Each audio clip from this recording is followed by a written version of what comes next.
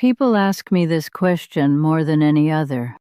Dorothy, what is your secret? And I understand why they ask it. I am 89.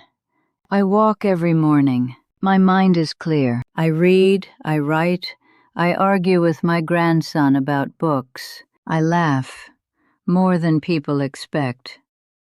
But the word secret bothers me. It implies something hidden, something guarded, a trick. What I have is not a trick. It is something much more ordinary and much more demanding. My name is Dorothy Sinclair. I taught English and literature for 34 years. I was married to James for 58. He died 4 years ago. I'm going to tell you what I actually believe makes a life happy and healthy, not the version people want to hear, the honest one. And I want to begin by saying something that I think is the foundation of everything else. Happiness is not a feeling, it is a practice. When people ask me what my secret is, what they are really asking is, how do I feel the way you seem to feel? How do I arrive at that? And the answer is, you do not arrive at it. You build it, every day, in ordinary moments, with ordinary choices. A feeling arrives and departs on its own schedule. A practice is yours. You return to it. You renew it. It does not depend on circumstances. That is the most important thing I can tell you. Everything else follows from it. It starts with this.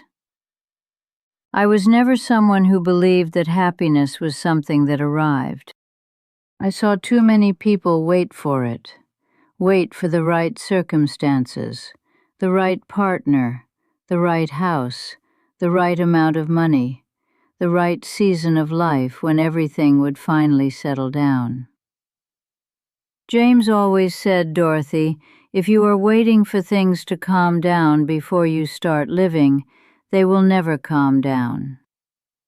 He said that in 1971, standing in the kitchen of the first house we owned. The boiler was broken. William had an ear infection. I was 3 weeks from my final term exams at the school. Things did not calm down. Not then, not ever. Life does not calm down. It shifts from one kind of noise to another.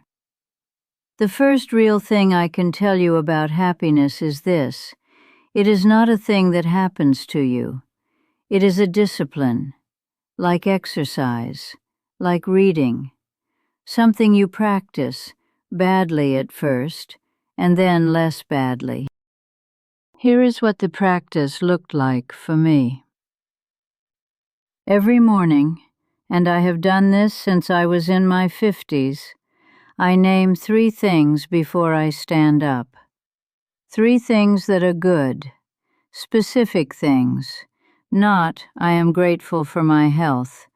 That is too large. Too general. The smell of the tea this morning. The letter from Eleanor that arrived yesterday. The fact that the pain in my knee is less today than yesterday. Specific, small, real. I did not know this was scientifically supported. I did not do it for that reason. I did it because James died, and I needed a way to stay in the morning before I started leaving it. I think about that now, how many mornings I gave away before I learned to hold them still. The practice is very simple, but it requires a particular kind of discipline, the discipline of paying attention. Most of us do not pay attention to our mornings. We move through them toward the next thing. The naming, the specific small naming of what is good, interrupts that movement for a moment. It says, here, look here, this is also real.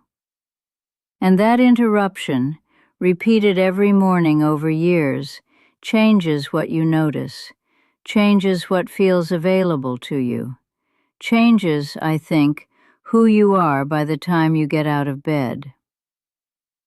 The second thing, I stayed curious, and I mean that as a lifestyle, not a personality trait. Curiosity is something people think you either have or you do not. I disagree. I was not born curious. I was born cautious, measured. Curiosity was something I had to choose. When I was teaching, the work kept me curious by necessity.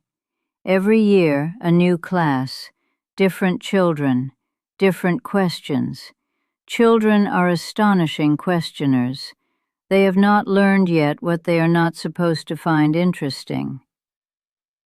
When I retired, the questions stopped coming from outside, and I had to start generating them myself.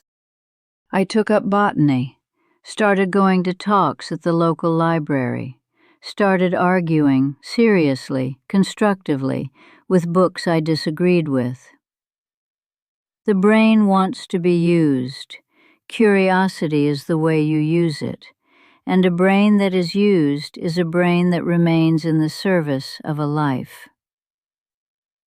But there is something else about curiosity that I want to name.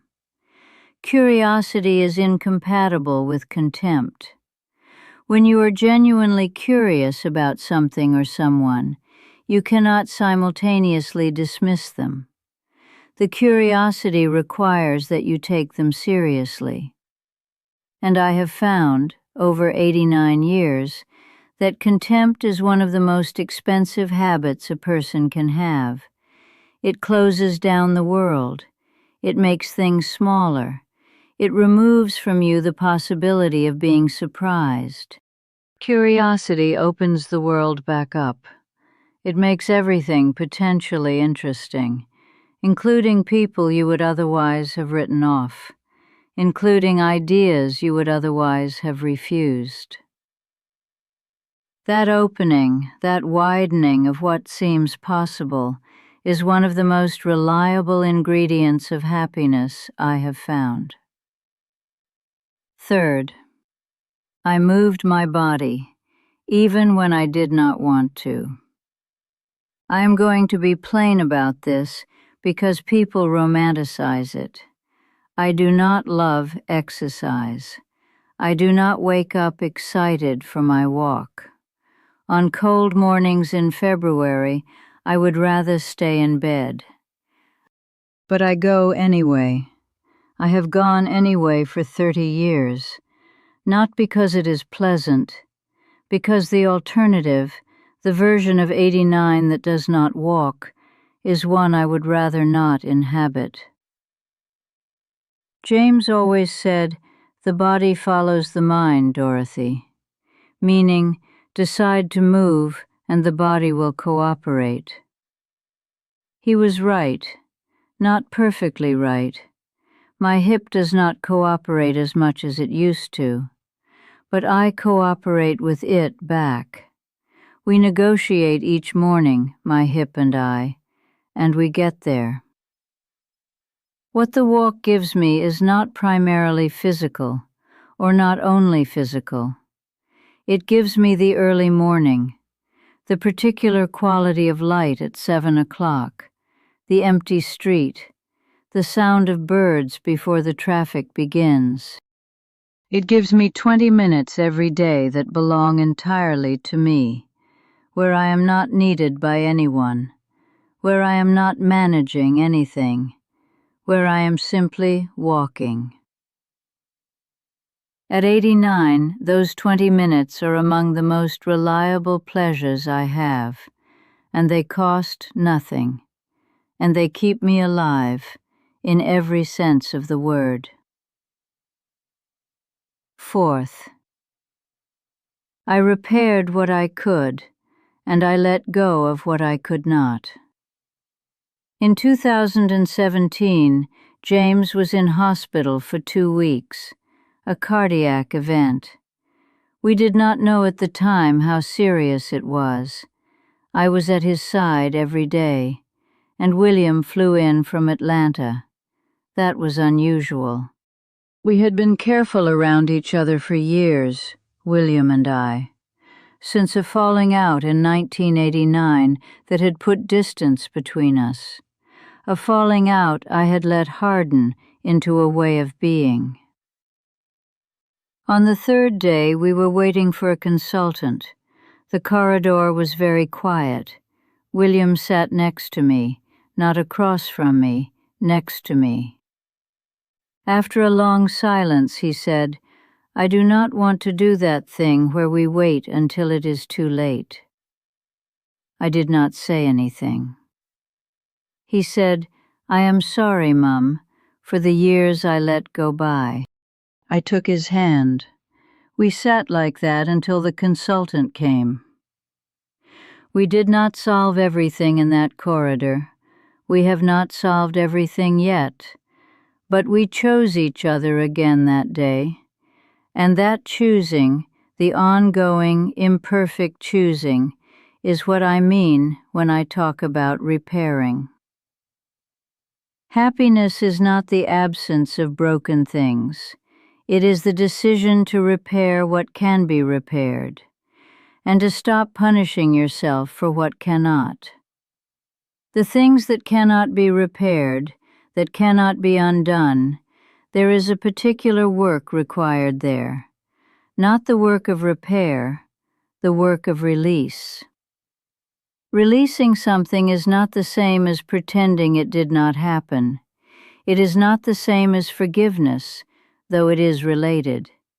It is the decision to stop carrying it forward, to stop letting the past take up space in the present. I have had to do that work, with things I did and should not have done, with things I did not do and should have, with people I hurt and people who hurt me. The release is not instant. It is a practice, too, something you have to return to. But it frees space, and what it frees space for is the life you are still living. Fifth, I had someone to tell my life to. This is the one people overlook, because it sounds simple. It is not. For 58 years that person was James, every evening. What happened? What I thought about it? What made me angry or glad or uncertain? When James died, that ended, and I felt it in a way I had not anticipated. Not just the loss of him, but the loss of the daily narration, of being known in real time. There is something very particular about being known in real time, about having a person who knows what your days actually contain. Not the curated version you present at Christmas, the Tuesday afternoon version, the version where nothing happened except that the plumber was late, and you made too much soup, and you reread a page of your book 3 times because your mind was elsewhere. That version, the real one. James knew that version of me, every day for 58 years, and being known that completely, that continuously, is one of the great unacknowledged sources of happiness in a human life. Since he died, it has been Catherine who knows my life while I am living it, and the grandchildren in their way, and a neighbor named Alicia who walks her dog at 7 every morning, and my notebook on Sunday evenings. The point is not that you need a person. The point is that you need witnesses, people who know what your days actually contain, not the curated version, the Tuesday afternoon version. Find your witnesses, keep them close, tell them the truth. That is as close to a secret as I have. One more thing. I think about James often, every day, in the morning before I name the 3 things. He was not a complicated man. He was a good one. He said what he meant. He chose me every day for 58 years, and I chose him. That choosing is, I believe this deeply, the foundation of everything I have called a good life. Not the career, not the house, not the books, the choosing. And what I have understood, slowly, over many years, is that the choosing was not a single event. It was not the wedding. It was not the decision to stay through a difficult year. It was the 1,000 small daily choices, the cup of tea made and brought without being asked, the argument dropped before it needed to be won, the hand taken at the end of the evening simply because he was there. Love as a daily practice, not a feeling to be had, a practice to be kept. That is, I think, the actual secret, if there is one. If any of this stayed with you, leave me a comment. Tell me what the word happy means to you right now. I am genuinely curious. I read every one. If you know someone who is looking for the secret, send this to them. Tell them it is not what they think. It never is.